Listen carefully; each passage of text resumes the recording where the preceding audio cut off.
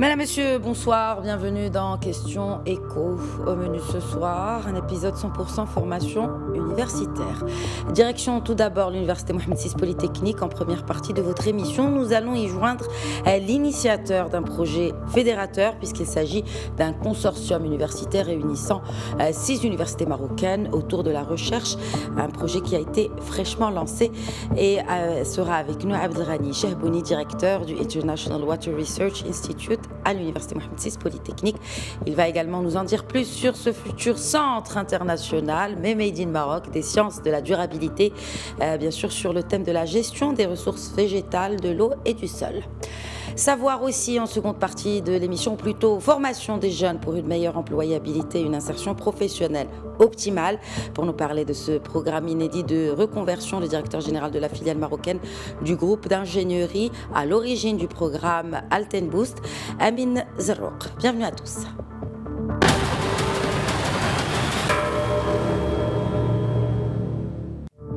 L'Université Mohamed VI Polytechnique a lancé avec le ministère de l'Éducation un consortium interuniversitaire de formation, de recherche et d'innovation.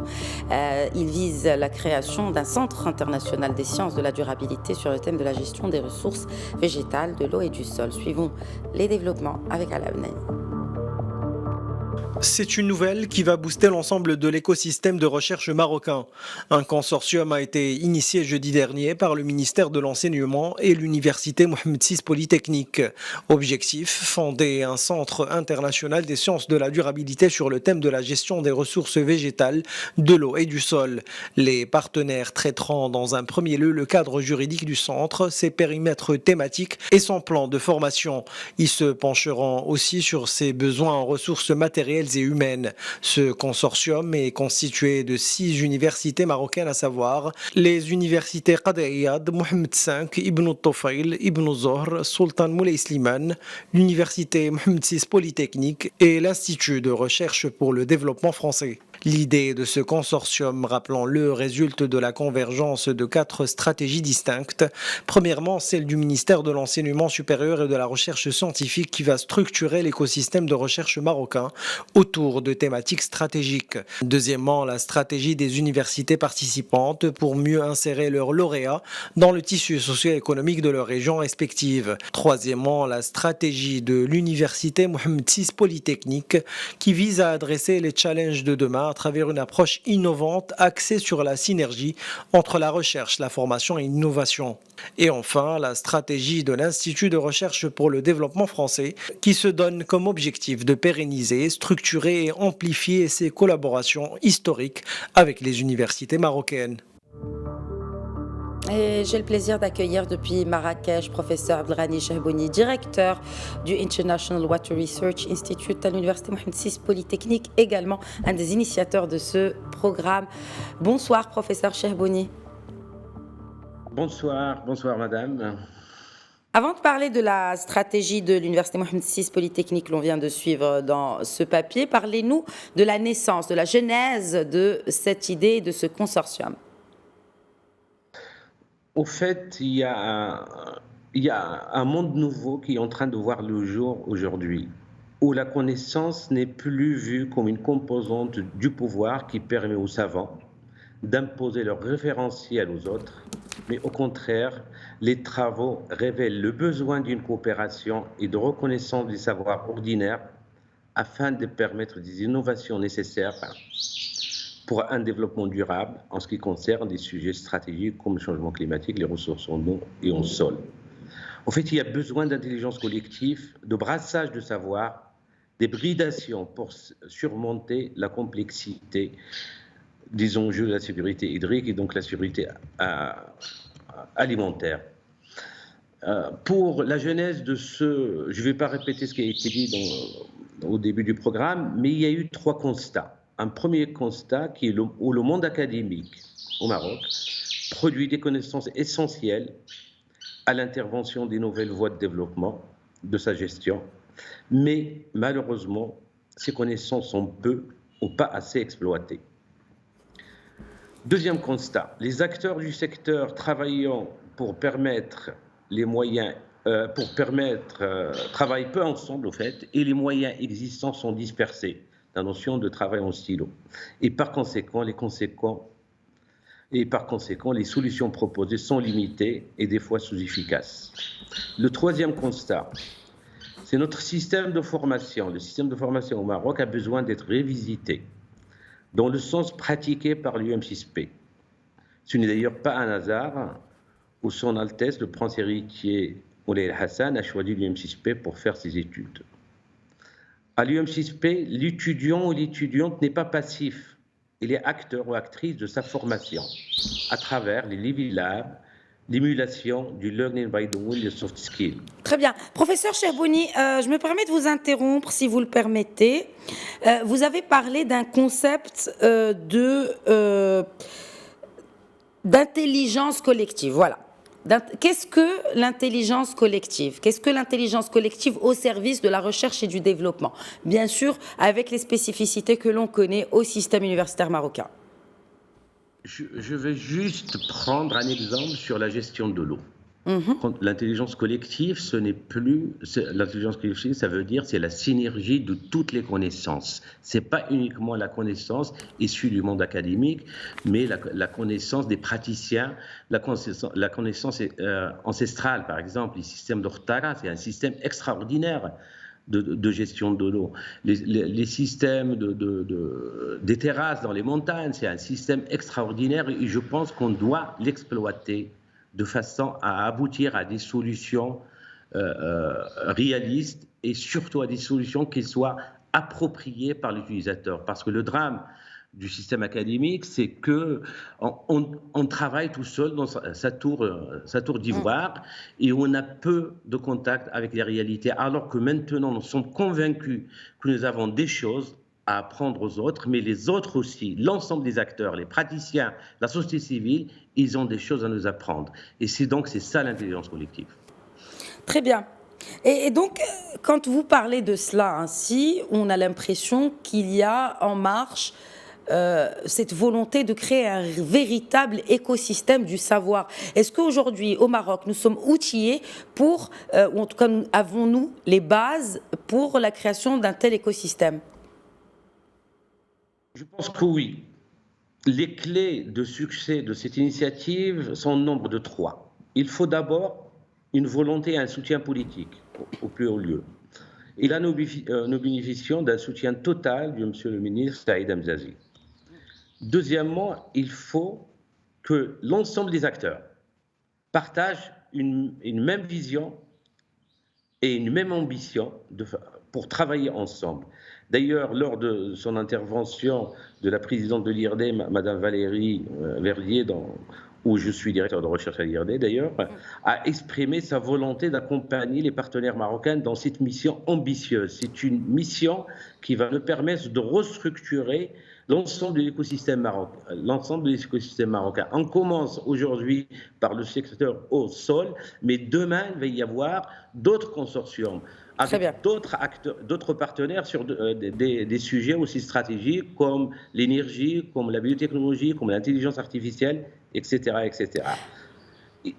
Sur ce volet hydrique, est-ce que, vous avez évoqué bien sûr ce ministère de l'éducation, de l'enseignement supérieur.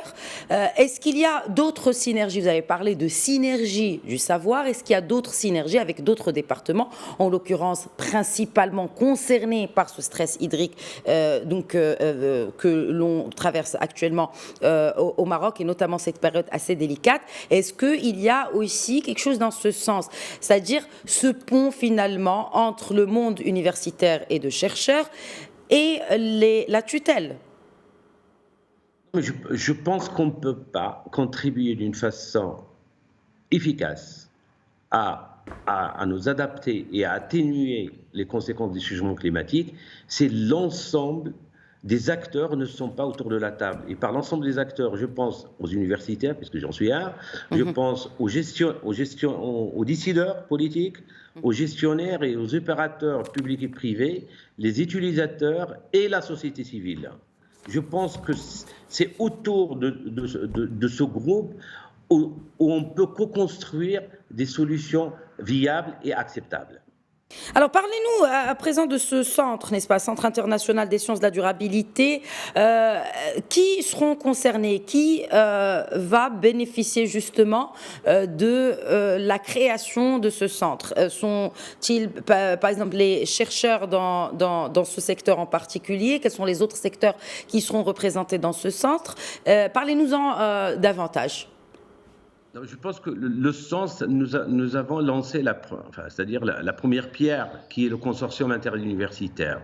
Il y a un deuxième cercle qui va s'ajouter. Nous sommes en train d'y travailler avec les gestionnaires, je pense. On va lancer 3 observatoires de l'eau, du climat et de l'environnement sur 3 bassins du Maroc qui sont Beni Mellal, qui sont Tansif et Issous Massadra, où l'ensemble des acteurs, que ce soit l'Office de mise en valeur agricole, les agences de l'eau, les agences de bassin, les eaux et forêts, et les utilisateurs et les exploitants. Je pense que tout ce monde-là, il sera autour de la table pour faire sortir la recherche de ces laboratoires et aller sur le terrain. C'est pour ça qu'on crée des observatoires sur le terrain pour montrer que les solutions qu'on construit, ça marche. Est-ce que cela fait partie, parce que nous l'avons entendu, sur les 4 axes sur lesquels est basé ce programme, n'est-ce pas, et de la création de ce centre international, il y a cette stratégie de l'Université Mohamed VI Polytechnique. Est-ce que cela, notamment des stratégies de thématiques telles que définies, est-ce que cela fait partie justement de cette stratégie-là ? Oui, tout à fait. Je pense que, comme on dit, je pense que l'intervention de l'Université Mohamed VI et son sponsor derrière, l'OCP, a été capitale. Comme on dit, on tire pas les mouches avec des vinaigres. Là, nous avons bénéficié de fonds d'amorçage qui permet de commencer, d'initier ce consortium. Et par la suite, ça va nous mettre en meilleure position grâce à la création d'une masse critique de compétences, grâce à cette ouverture vers le monde extérieur, de nous positionner dans les appels d'offres internationaux. Ça, c'est capital. Puisque vous parlez de compétences, j'aimerais terminer avec vous, professeur Chebouni, sur cette question d'insertion professionnelle aujourd'hui de nos chercheurs, mais aussi des étudiants, et donc cette compatibilité entre le cursus universitaire, mais aussi de recherche, et nos besoins, les besoins de notre économie et de notre tissu économique marocain. C'est évident, comme je dis qu'il faut revisiter le système de formation, c'est dans ce sens-là, il faut le revisiter dans le sens de produire des gens qui sont capables de relever le défi de développement avec une perspective marocaine et africaine.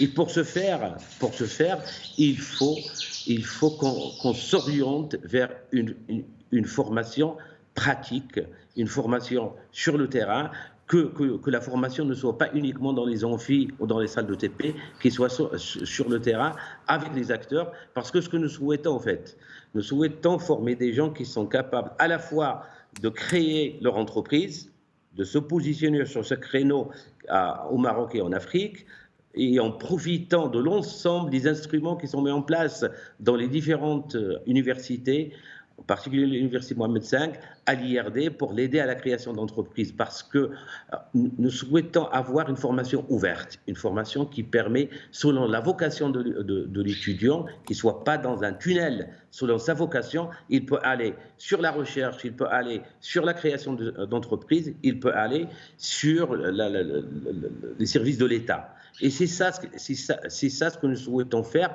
à travers ce consortium et à travers ce centre international. Et on souhaite aussi, comme ça a été dit dans le communiqué de presse, c'est que nous avons une stratégie d'ouverture et sur l'Afrique et sur l'Amérique latine. Et je pense que la mobilité des étudiants, c'est un atout extraordinaire pour l'ouverture de l'esprit. Moi, j'espère qu'avec ce centre, que je peux envoyer un ou une étudiante pendant 6 mois au Brésil, 6 mois au Mexique, ou 6 mois en Afrique du Sud ou en Éthiopie. Je pense que c'est ça qui permet d'abord de tisser les liens humains et avoir un regard extérieur et un regard différent que celui qu'on a quand on rentre dans une université, on suit un cursus classique. Très bien. Merci beaucoup, professeur Abdelghani Chehbouni, directeur de International Water Research Institute, d'avoir répondu à nos questions. Je vous en prie. Bon. Passons à présent à la seconde partie de Questions Éco.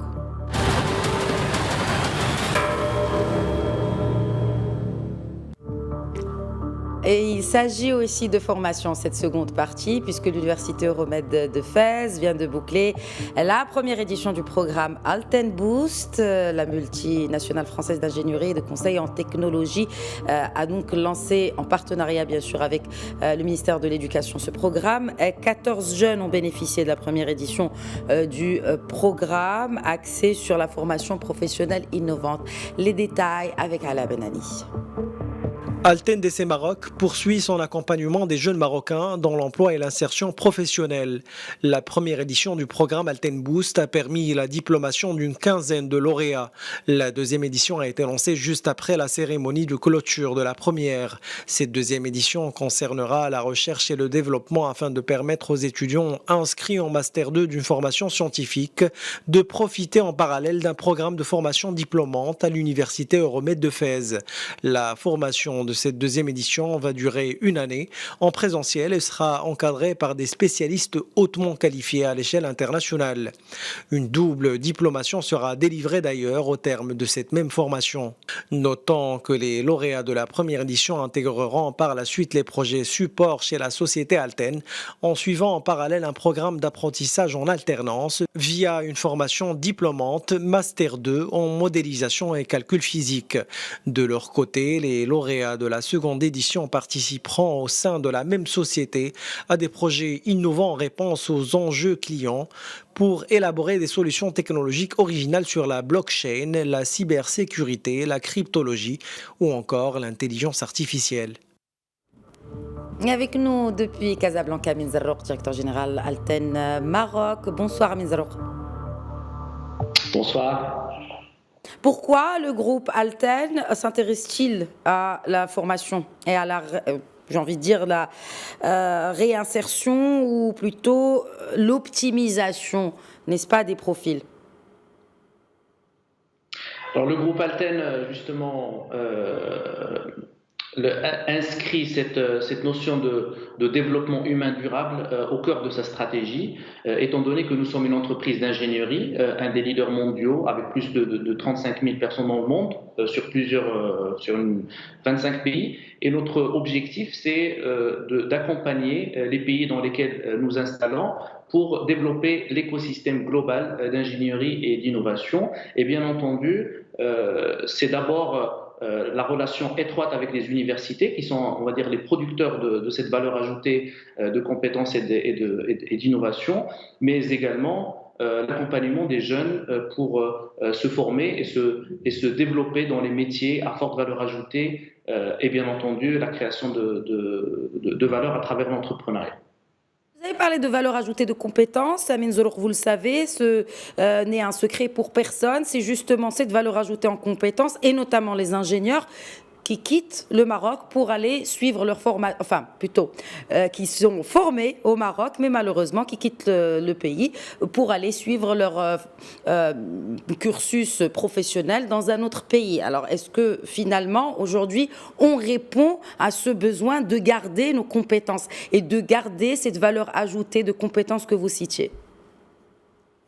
Alors en partie oui, effectivement, parce que c'est un phénomène, on connaît cette migration de compétences.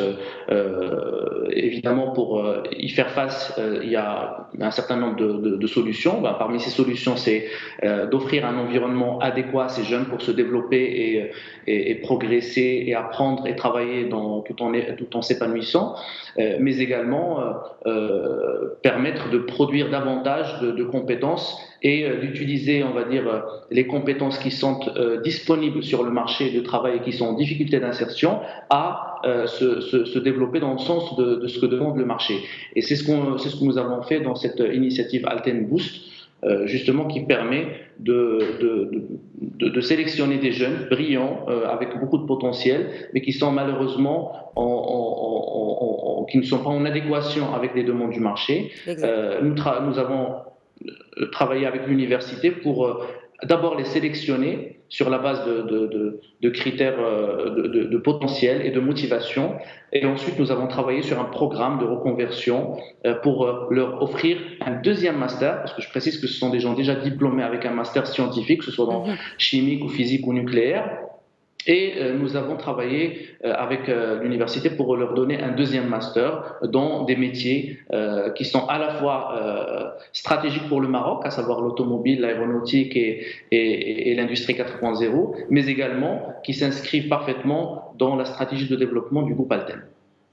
Comment avez-vous mis en place ce programme, ou en tout cas quels sont, selon vous ou selon votre vision, les éléments essentiels pour l'adéquation entre ou en tout cas une adéquation optimale entre formation et employabilité? Nous avons déjà, nous sommes partis d'un constat. Le constat était le suivant. À un moment donné, sur 2018 et 2019, nous avions une forte croissance de plus de 50 recrutements par mois, et on s'est rendu compte qu'il y avait beaucoup de candidatures, mais des candidatures qui n'étaient pas forcément prêts à intégrer des projets. Donc il leur fallait pas grand-chose en fait. Il y avait des jeunes qui étaient brillants, qui avaient beaucoup de potentiel, et nous nous sommes dit, notre rôle en tant qu'entreprise citoyenne, c'est de contribuer et de lancer cette action pilote, parce qu'effectivement, c'est une action qui est intéressante dans son côté démonstrateur, pour dire que c'est possible, c'est-à-dire des jeunes qui étaient en difficulté d'insertion il y a quelques mois de cela sont aujourd'hui insérés, recrutés dans des grandes entreprises leaders, notamment dans l'automobile au Maroc, et qui produisent de la valeur. Nous avons expérimenté le mode d'alternance, qui est un vrai sujet. Nous leur avons permis d'avoir un stage rémunéré depuis la sélection. Donc tout ça, c'est une formule que nous avons expérimentée, qui a été financée à 100% par le groupe Alten. Et donc pour nous, c'est un investissement. Mais bien entendu, c'est pas, en tant qu'entreprise, c'est évident que c'est pas forcément notre rôle, c'est de démontrer en partenariat avec l'université euroméditerranéenne de Fès que ça fonctionne. Et d'ailleurs, le jour où on a présenté ça à Monsieur le ministre lors de la cérémonie de remise des diplômes, c'était l'occasion pour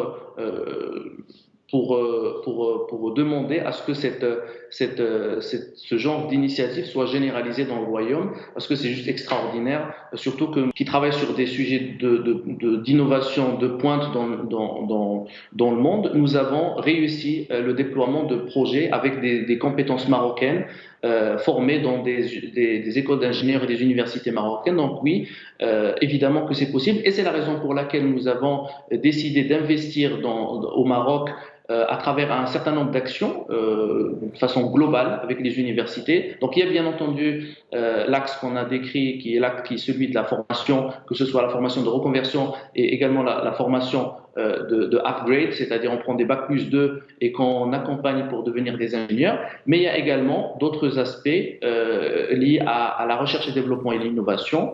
Donc je cite l'exemple d'un grand projet que nous avons initié avec l'université et la CGM, qui permet la création d'une zone d'accélération industrielle 4.0 au sein du campus universitaire, avec un écosystème d'innovation.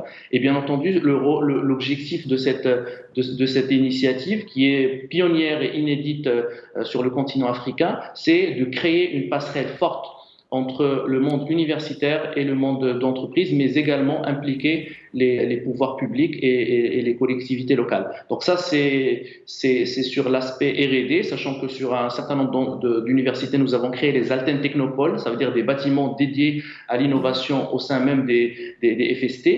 Mais il y a également des initiatives que nous lançons pour encourager l'entrepreneuriat, parce que, comme vous le savez, et là je fais le lien avec ce que vous m'avez avec le chiffre qui est très inquiétant du chômage auprès des jeunes, c'est en fait, on dit toujours que pour créer de l'emploi, il faut créer des employeurs.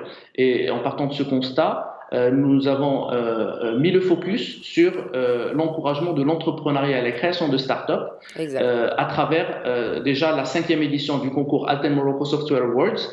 Et la nouveauté de cette édition, c'est que nous l'avons élargie pour inclure les bacheliers, parce que c'est une forme de sensibilisation et d'orientation. À l'entrepreneuriat, oui.